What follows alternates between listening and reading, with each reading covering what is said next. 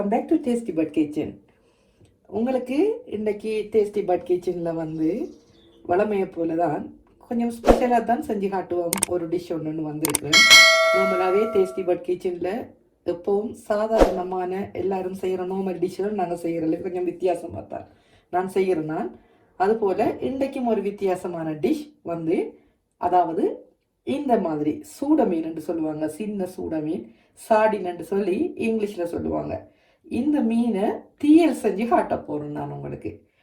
இப்போ பாருங்க, நான் இந்த மீன் தீயல் செய்கிறதுக்கு என்னென்ன பொருட்கள் தேவை என்று சொல்லி உங்களுக்கு காட்டுறேன் பாருங்க. இப்போ இந்த மீன் தீயல் செய்கிறதுக்கு ஸ்பெஷலாகவே என்னென்ன பொருட்கள் வேணுமென்று சொல்லக்குள்ள அதில் ஸ்பெஷல் என்று சொன்னால் இங்கே பாருங்க, சின்ன வெங்காயம். எங்களுக்கு சின்ன வெங்காயம் இப்படித்தான் இங்கே வாங்குறது கிடைக்கிறது. பாருங்க, இந்த மாதிரி வந்திருக்குது. நான் வாங்கியிருக்கிறேன் பாருங்க. ரொம்ப அழகாகவும் இருக்கும், பாதுகாப்பாகவும் கண்ணாலைக்கு யூஸ் பண்ணக்கூடிய மாதிரி இருக்கும். இதை தெரியாதவங்களே காட்டலாம், பார்க்குறவங்க வேறு நாட்டில் இருக்கிறவங்க பாருங்க. அதுக்கு உங்களுக்காகத்தான் நான் காட்டுறேன். இப்படி சின்ன வெங்காயம் வந்திருக்கு, நான் வாங்கியிருக்கிறேன். இதில் சூட மீன் சார்டின் என்று சொல்லி பாருங்க, இந்த மாதிரி இருக்குது. இதை இப்படி வெட்டி கிளீன் பண்ணி உப்பு மஞ்சள் எல்லாம் போட்டு நல்லா கழுவி வச்சிருக்கிறேன். இதுல என்னன்னா, எந்த வெடுக்கு உள்ள மீனா இருந்தாலும் சரி பிரச்சனை இல்லை. நீங்க நிறைய மஞ்சள் தூளும் நிறைய உப்பும் போட்டு நல்லா 2-3 தரம் சுழட்டி கழுவிட்டு 5 தரத்துக்கு கிட்ட தண்ணியால் அலசி கழுவினீங்கன்னா எப்பவுமே அந்த மீன்ல இருக்கிற வெடுக்குத்தன்மை நிச்சயமா இல்லாம போகும். அந்த மாதிரி தான் நானும் இதை கழுவிடுறேன். அது பெரிய மீனா இருந்தாலும் சரி, சின்ன மீனா இருந்தாலும் சரி, இதே முறையை நீங்க ஃபாலோ பண்ணினீங்கன்னா அந்த மீன் வாடை உங்களுக்கு அடிக்காது. அடுத்தது இதுக்கு கொஞ்சம் எண்ணெய் வேணும் கடைசியில பாவிக்கிறதுக்கு. நான் ஆலிவ் ஆயில் எடுத்துக்கிறேன். உங்களுக்கு போடக்குள்ள காட்டுறேன். நீங்க எந்த எண்ணெய் வேணும்னாலும் எடுத்துக்கொள்ளுங்க. தேவையான அளவு உப்பு இருக்குது. இதுல பாருங்க, பச்சை மாங்காய் ரோ மேங்கோ இந்த மாதிரி நான் எடுத்து இப்படி சீவி வச்சிருக்கிறேன். இதை எப்படி இந்த கறிக்கு நாம வெட்டி யூஸ் பண்ண போறோம்ன்றத நான் உங்களுக்கு வெட்டைக்குள்ள காட்டுறேன். பாருங்க, பச்சை மாங்காய் நல்ல ஃப்ரெஷ்ஷா இருக்குது, பழுத்த மாதிரி இருக்கக்கூடாது இருக்குது இது. அடுத்தது இதுல 1/2 டீஸ்பூன் தனி மிளகாய் பவுடரும் 1/2 டீஸ்பூன் கட்டர் தூளும் எடுத்து வச்சிருக்கிறேன். இது உங்களுக்கு உரைப்பு எவ்வளவு தேவையோ அதுக்கேற்ற மாதிரி நீங்க போட்டுக்கொள்ளலாம். அது எந்த பிரச்சனையுமே இல்லை. நாங்க கொஞ்சம் உரைப்பை குறைய யூஸ் பண்றதால தான் நான் குறைச்சி போறேனே தவிர உங்களுக்கு தேவையான அளவு நீங்க யூஸ் பண்ணிக்கொள்ளலாம். கொஞ்சம் சின்ன வெங்காயம் எடுத்து வெட்டி வச்சிருக்கிறேன். இங்க பாருங்க, நோமலா வெங்காயம் சாதாரண வெங்காயமும் சாதாரணமா இப்படி வெட்டி இருக்கிறேன். முட்டைக்கு வெட்டுற போல சின்ன சின்ன பாருங்க, உங்களுக்கு தெரிஞ்சிருக்கும். இங்க பாருங்க, இப்படி சின்ன சின்ன தான் வெட்டி இருக்கிறேன். அடுத்தது பச்சை மிளகாய் வெட்டி இருக்கிறேன். இதுல நான் இப்படி சின்ன சின்ன ரவுண்ட் ரவுண்டா வெட்டி இருக்கிறேன். எனக்கு சிவத்த மிளகாய் என்கிட்ட கிடைக்க இல்லை. இதே பச்சை மிளகாயில பழுத்த மிளகாய் இருந்தா அது இந்த கறிக்கு இன்னும் நல்ல ஃப்ளேவர் உங்களுக்கு கொடுக்கும். நீங்க அந்த சிவப்பு கலர்ல பழுத்த மிளகாய் இருந்தா அதை வெட்டி எடுத்துக்கொள்ளுங்க. நான் இந்த கிரீன் சில்லி அதுலயும் பார்த்தா உங்களுக்கு தெரியும். இங்க பாருங்க, இந்த பழுத்த மாதிரி இருக்கிறத மட்டும் தேர்ந்து எடுத்து நான் வெட்டி இருக்கிறேன். அடுத்தது பாருங்க, முக்கியமான சாமான் கறிவேப்பிலை. இங்க பாருங்க, நல்லா ஃப்ரெஷ்ஷா இந்த கறிவேப்பிலையை எடுத்துருக்கிறேன். எங்களுக்கு இந்த கறிவேப்பிலை எப்படி பார்க்கும் பொழுதே ஒரு தனி சந்தோஷம் வரும் எனக்கு. ஏன்னா இங்க ரொம்ப கஷ்டம் கிடைக்கிறது. கிடைச்சா அதை நாங்கள் விட மாட்டோம், அந்த அளவுக்கு மிஸ் பண்ணாமல் வாங்கிடுவோம். இந்த இருக்கு கறிவேப்பிலை. இப்போ இவ்வளவு தான் எங்களுக்கு தேவையான பொருட்கள். நான் இன்றைக்கு இதை மண் சட்டியில் தான் செய்ய போறேன். மண் சட்டி இருந்தா நீங்க மண் சட்டி யூஸ் பண்ணுங்க, இல்லாட்டி இருக்கிறதுக்கு ஏற்ற மாதிரி பாவிச்சு கொள்ளுங்க. இப்ப வாங்க செய்முறைக்குள்ள போவோம். அதுக்கு முதல் உங்களுக்கு நான் இந்த மாங்காயை இந்த கறிக்கு எப்படி நாங்க வெட்டுறதுன்றதை காட்டித்தாரேன். ஓகே, இப்ப பாருங்க, சாதாரணமா இந்த மாங்காய் கறிக்கு சீவுற மாதிரி சீவுறது இல்ல. இதை நாங்க என்ன செய்ய வேணும், கொத்தோணும் மாங்காயை. எப்படி என்ன பாருங்க, நான் எப்படி கொத்துறேன்னு பாருங்க. இப்படி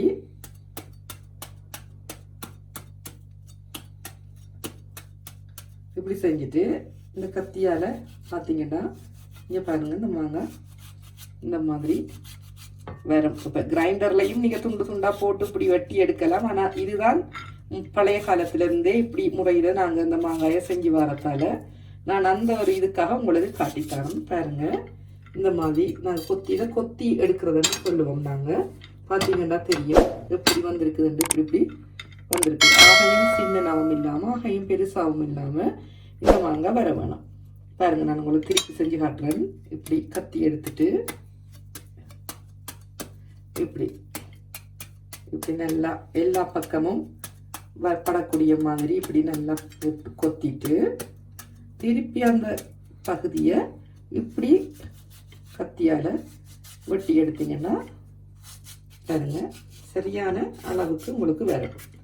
இதுக்கு உங்களுக்கு புளிப்புக்கு தேவையான அளவுக்கு நீங்கள் இந்த மாங்காயை போட்டுக்கொள்ளுங்க. ஓகே, இப்போ பாருங்க நான் சட்டி எடுத்துட்டு இதில் எடுத்து வச்ச கறிவேப்பிலையில கொஞ்சத்தை இப்படி உதுத்தி கீழே போட்டிருக்கிறேன். போட்டுட்டு அடுத்ததான் நாங்கள் என்ன செய்ய வேணும்னு சொன்னால் இந்த மீன் எடுத்து இதில் பரப்ப வேணும். எப்படி என்று சொன்னால் இந்த சட்டியில் இப்படி படுற மாதிரி இந்த மீனை இப்படியே வச்சு கொண்டு போகணும். நாங்கள் பாருங்க நான் உங்களுக்கு வச்சு காட்டுறேன். இப்படியே நீங்கள் மீனை வச்சு கொண்டு போகணும். மீண்ட அந்த அடிப்பாகம் அந்த பாட்டம் சைட் சட்டியில் பட வேணும். பட்டாதான் இந்த மீன் தீயலுக்கு உங்களுக்கு சரியான ஒரு பதத்துக்கு வரும். பாருங்க இப்படியே நீங்கள் அடுக்கி கொண்டு வர வேணும். எல்லா மீனையும் நான் அடுக்கிறத போலவே நீங்கள் அடுக்கி கொள்ளுங்க. ஓகே, இப்போ பாருங்க இந்த மீன் எல்லாம் நான் வடிவாக அடுக்கிட்டேன். அடுக்கிட்டு இந்த இருக்கிற அந்த கொத்தி வச்சிருக்கிற மாங்காயை எடுத்து இப்படியே தூவி விட வேணும். எல்லா மீன்லையும் படுற மாதிரி இருக்க வேணும். எல்லா மீன்லையும் பட்டாதான் அந்த மீன்ல எல்லாம் அந்த புளி இறங்கும். அதுக்காகத்தான் இப்படி அந்த மீனுக்கு தூவி விடுறது. இப்படி மாங்காயெல்லாம் தூவி விடுங்க. அடுத்ததா பச்சை மிளகாய் அதை எடுத்து இப்படி எல்லா பக்கமும் படுற மாதிரி அதையும் போடுங்க. இதுக்கு கொஞ்சம் பச்சை மிளகாய் அதிகமாக போடுங்க. அப்போதான் அது நல்ல ஒரு டேஸ்ட் கொண்டு வரும். உரைப்புக்கு இந்த காஞ்ச மிளகாத்தூள் அதுகள் போட்டாலும் இந்த பச்சை மிளகாய் தான் இதுக்கு கொஞ்சம் ஃப்ளேவர் வரும். மாங்காயும் பச்சை மிளகாயும் சேரும் பொழுது நல்ல ஒரு ஃப்ளேவர் கொண்டு வரும். அதுக்காகத்தான் அப்படி போடுறது. அடுத்தது இந்த வெங்காயம் அதையும் இப்படி நல்லா பரவலாக தூவி விடுங்க. இது நல்ல ஒரு ஆரோக்கியமான ஒரு டிஷ் தான். அதிகமாக எண்ணெய் எல்லாம் யூஸ் பண்ண தேவையில்லை. சும்மா சாதாரணமாக தண்ணியும் கொஞ்சம் எண்ணெய் தான் பாவிக்கிறது. அடுத்தது இந்த மாதிரி இந்த கட்டர் தூள் இந்த தனித்தூள் அதையும் இப்படி போட்டுக்கொள்ளுங்க. அதோட சேர்த்து இந்த மாதிரி மஞ்சள் தூள் எடுத்து உங்களுக்கு தேவையான அளவு மஞ்சளை இப்படி தூவிக்கொள்ளுங்க. கொஞ்சம் கூட போடுங்க. அப்போ தான் நல்லா இருக்கும். கலரும் நல்லது வரும், டேஸ்ட்டும் நல்லா இருக்கும். அடுத்தது சின்ன வெங்காயம் அதையும் இப்படி முழுசாக இப்படியே போட்டுக்கொள்ளுங்க. மற்றது உப்பு தேவையான அளவுக்கு போட்டுக்கொள்ளுங்க. நான் ஒரு தேக்கரண்டியை அளவு போடுறேன். உப்பையும் போட்டுட்டு இப்போ நாங்கள் என்ன செய்ய போகிறோம்னா தண்ணி இதுக்கு எப்படி அளவு பார்க்குறதுன்னு சொன்னால் மெதுவாக கொஞ்சம் தண்ணி எடுத்து இப்படி ஊற்றி கொண்டு வாங்க. வளைச்சி ஊற்றி கொண்டு வாங்க. தப்பு தண்ணி அளவுக்கு வர வேணும். சாதாரணமாக உங்களுக்கு தெரியும் இந்த மீண்ட மட்டத்துக்கே இந்த தண்ணி இருக்க வேணும். பாருங்க உங்களுக்கு இப்போ நான் எந்த மட்டத்துக்கு ஊற்றிருக்கணும்னு உங்களுக்கு தெரியும். பார்க்கும் பொழுது ஊற்றிட்டு இப்படி ஒருக்கா இப்படி கலந்து விட வேணும். கலந்து விட்டீங்கன்னு சொன்னால் பாருங்க இந்த மஞ்சளையெல்லாம் இந்த மிளகாத்தூளையெல்லாம் இப்படி இந்த தண்ணியோட இப்படி நல்லா சேரக்கூடிய மாதிரி செஞ்சுட்டு திருப்பி சட்டியைத்தான் சுழட்ட வேணுமே தவிர நீங்கள் கரண்டி போடக்கூடாது. இதுக்குள்ள இப்படி போட்டு இப்போவே நீங்கள் உப்பை பார்க்க வேணும். புளி பார்க்க தேவையில்லை, உப்பை பார்த்துக்கொள்ளுங்க. என்ன புளி நாங்கள் நிறைய தனி மாங்காய் போட்டிருக்கோம், சரியாக இருக்கும். இப்போவே நீங்கள் உப்பை பார்த்துக்கொள்ளுங்க. பார்த்து இந்த வெங்காயங்களை எல்லாம் நல்லா பரவுறதுக்கு எல்லா மீன் பக்கமும் எடுத்து இப்படி விட்டுட்டு பார்த்து கொள்ளுங்க. இப்போ நாங்கள் என்ன செய்வோம்னா இனி அடுத்தது எல்லாம் பார்த்து ரெடி ஆகிட்டேன்னு சொன்னால் அடுப்பை ஓன் பண்ணிவிட்டு இந்த சட்டியை அடுப்பில் வச்சுட்டு மூடி விட வேணும். நல்லா மூடி நல்லா கொதிக்க விட வேணும். நான் இப்போ அடுப்பில் வச்சுட்டு உங்களுக்கு காட்டுறேன். ஓகே, இப்போ பாருங்க நான் சட்டி அடுப்பில் வச்சு எல்லாம் ஓன் பண்ணிட்டேன். திரும்பவும் சொல்கிறேன், நல்லா பார்த்துக்கொள்ளுங்க. தண்ணி மீனுக்கு மேலே வரலை, மீனோடையே இருக்குது. அதுதான் இந்த தண்ணி இந்த கறிக்கான பதம். அப்போ அதே மாதிரி தான் நீங்களும் செய்ய வேணும். தண்ணி மேலே வரக்கூடாது, மீனும் தண்ணியும் சமமாக இருக்கணும். இப்போ நாங்கள் எல்லாம் போட்டு ரெடி ஆயிட்டோம்.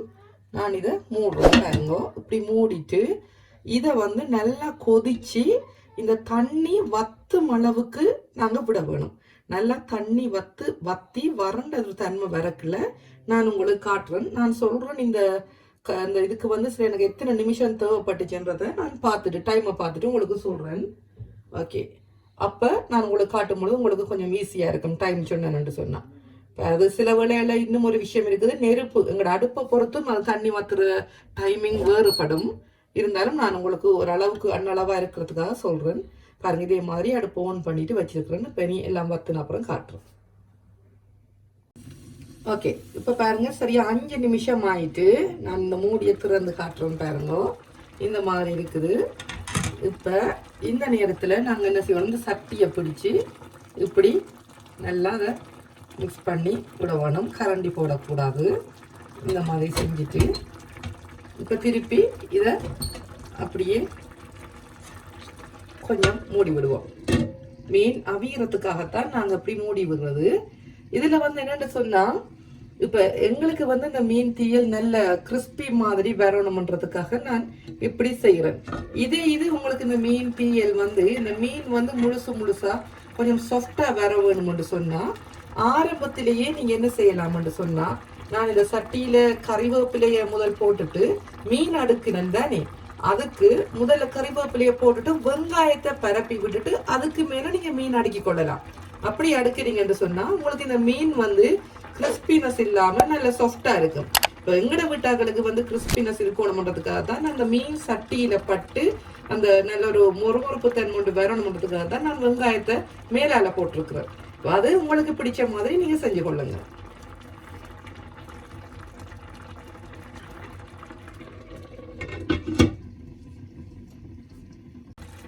ஓகே, இப்போ பாருங்க 10 நிமிஷமா உங்களோட கறி வந்து கொதிச்சிட்டு இருக்குது.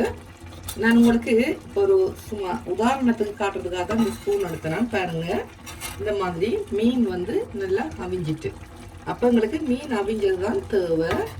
இனி நாங்கள் என்ன செய்ய வேணும்னா, இந்த மூடியை திறந்து விட்டுருவோம். மூடி திறந்துட்டு இப்படியே இந்த தண்ணி எவ்வளவும் வத்துறதுக்கு விட வேணும். மீன் அவிஞ்ச அப்புறம் நாங்கள் மூடி வச்சோம்னா அது வத்துறது கொஞ்சம் கஷ்டமாக இருக்கும். அதனால் இப்போ நாங்கள் உப்பு புளி எல்லாம் ரெடி பார்த்து எல்லாம் பர்ஃபெக்டாக இருக்குது தானே, ஒரு பிரச்சனையும் இல்லை. இனி கரண்டியை உள்ளா போடாமல் இப்படியே திறந்து விடுவோம். இது நல்லா வத்தட்டும். இனி நான் வத்தின அப்புறம் உங்களுக்கு காட்டுறோம். ஓகே, இப்போ பாருங்க, அரை மணித்தியாலம் ஆகுது. தண்ணி வந்து இப்படி வத்தி கொண்டு வருது. எனக்கு வந்து நல்லா கொஞ்சம் தான் இருக்குது வத்துறதுக்கு. இந்த நேரம் நான் கறிவேப்பிலை எடுத்து கொஞ்சம் இப்படி மேலால் தூவிக்கொள்கிறேன். இப்போ என்ன செய்ய போகிறோம்னா, நாங்கள் பாருங்க 1 டேபிள் ஸ்பூன் வந்து நான் ஒலிவ் ஆயில் எடுத்துருக்கிறேன். நீங்கள் எந்த எண்ணெயும் எடுத்துக்கொள்ளலாம். எடுத்து இந்த சட்டியின் ஓரத்தில் தான் விடணும் எண்ணெயை. இப்படி சட்டியின் ஓரமாக பார்த்து விடணும் மீனுக்கு மேலே. அப்போ அந்த கீழால் போய் வந்து அந்த எண்ணெய் மீன் கீழ்ப்பக்கத்துக்கு சேரும். அதுக்கு தான் இப்படி விடுறது. இந்த ஓரம் பார்த்து தான் நாங்கள் விட வேணும். விட்டோம்னா அது கீழே போய் அடியில் அந்த எண்ணெய் சேரும். இப்படி உங்களுக்கு கொஞ்சம் எண்ணெய் இன்னும் தேவைன்னு சொன்னால் நீங்கள் யூஸ் பண்ணலாம். நான் இப்போ 1 டேபிள் ஸ்பூன் விட்டேன். நான் காணாத மாதிரி இருக்குது. அப்போ கொஞ்சம் இன்னும் கொஞ்சம் ஒரு 1/2 டேபிள் ஸ்பூன் எடுத்துட்டு இப்படி ஊற்றிக்கொள்வோம். இப்படியே ஊற்றிட்டு நாங்கள் விட்டுக்கொள்வோம். அது அந்த எண்ணெயும் அந்த தண்ணியுமா சேர்ந்து சரியாக வடிவாக பொரிஞ்சும் அவிஞ்ச மாதிரியும் அப்படியே வத்தி வரும். நான் இப்போ வந்தோடனே உங்களுக்கு காட்டுறேன். மூடாதீங்கோ, இப்படியே விடுங்க. திறந்துருந்தா தான் அந்த தண்ணி ஈஸியாக வத்துறதுக்கு எங்களுக்கு ஓகேயா இருக்கும். இல்லை என்ன சொன்னால், மண் சட்டி கொஞ்சம் டைம் எடுக்கிறது தானே. இப்போ இதுவே நான்ஸ்டிக் பேனாக இருந்திருந்தா ஈஸியாக நேரம் எங்களோட கறி ரெடியாக இருந்திருக்கும். எங்களோட மண் சட்டி ஒரு ஃப்ளேவர் நல்லா ஹெல்த்தியானதுன்றதுக்காக தான் நான் மண் சட்டியை சூஸ் பண்ணினால்.